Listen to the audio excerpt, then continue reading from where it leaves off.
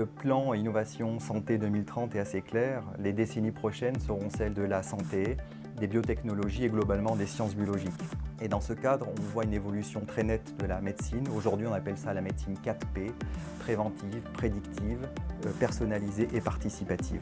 Et ce que l'on voit aujourd'hui, c'est que les chercheurs dans le domaine de l'ingénierie ont toute leur place et se positionnent sur les aspects prédictifs et personnalisés.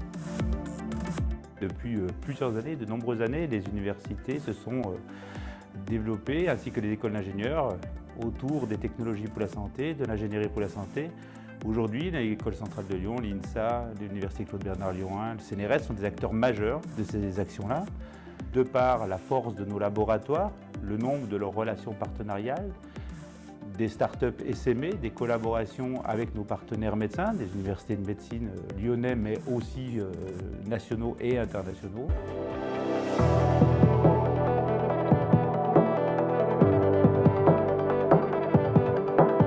Alors c'est une histoire qui remonte à plus de 6 ans. On s'est rencontrés au sein de la SFIC. J'étais là pour présenter les travaux en imagerie dermatologique, puisque l'imagerie dermatologique a fait des progrès considérables au cours des 10 dernières années, et que le plateau technique du service est l'un des plus importants d'Europe. Et autant le côté vision était hyper développé dans le service, autant le côté palpation est totalement absent. Et globalement, la métrique de la palpation est quelque chose qui échappe totalement à la dermatologie moderne. Et à l'issue de ces travaux, j'ai rencontré donc l'équipe du LTDS et les projets du LTDS, les prototypes du LTDS nous ont permis de faire des progrès absolument considérables dans ce qui va être le deuxième grand champ de développement de la dermatologie instrumentale actuellement.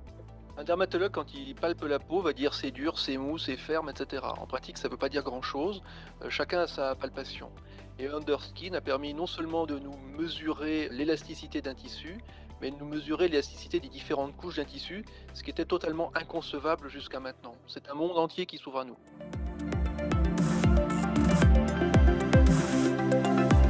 Ce dispositif aujourd'hui est proposé comme une palpation sans contact.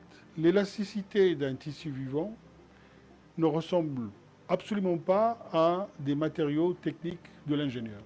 Nous avons souvent en biologie des tissus avec différentes couches qui ont des comportements mécaniques différents.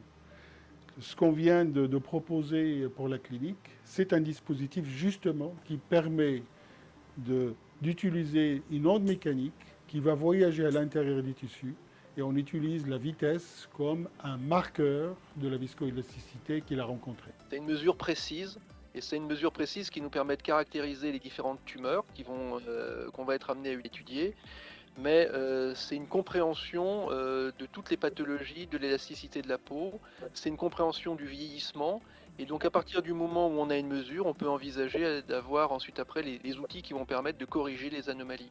Donc c'est un monde qui s'offre à nous, voilà. J'insiste vraiment là-dessus. On envoie une pression d'air qui est une stimulation ponctuelle et qui va créer une onde de surface qui va se propager dans l'espace et dans le temps.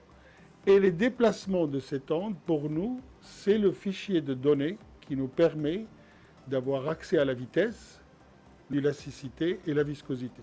C'est ce qui nous permet d'utiliser ce qui a été développé dans la géophysique, à savoir un impact qui permet de mesurer la vitesse de propagation de l'onde de choc qu'on a créée. C'est comparatif aux ondes sismiques. La seule différence avec les géophysiciens, eux, ils ont un sol mou et rigide en bas. Nous, c'est l'inverse. On a une première couche qui est rigide, et plus on va vers la profondeur, plus on a de la structure molle, ce qui nous a amené à développer un modèle viscoélastique. Je pense que c'est tout à fait caractéristique de ce que peut être la médecine personnalisée. On va pouvoir donc apporter une réponse qui sera la réponse précise à un problème précis, à un individu donné. Underskin est un système qui me permet de mesurer et de comprendre ce que je palpe.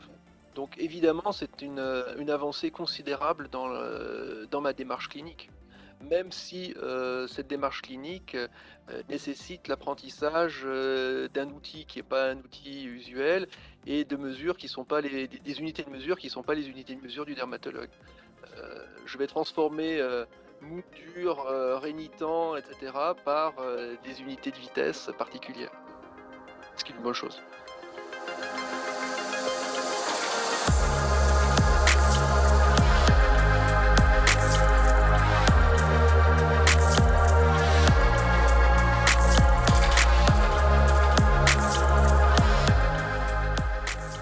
Au sein du Carnot Ingénierie at Lyon, un des projets phares pour le futur concerne le RHU, donc recherche hospitalo-universitaire, sur la réparation des valves mitrales.